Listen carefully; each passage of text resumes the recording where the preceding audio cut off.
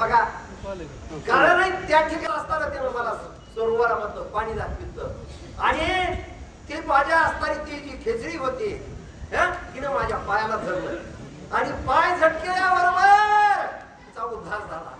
उद्धार झाल्यानंतर ती असणारी स्वर्गातली देवांगना अप्सरा होती आणि तिनं त्या ठिकाणी मला आणि काय माझा बरोबर असणारं संभाषण केलं, मला काय सदोपदेश केला, अशा प्रकारची माहिती माझे रामभक्त हनुमानजी आणि राजा सुग्रीवाला सांगू लागले. महाराज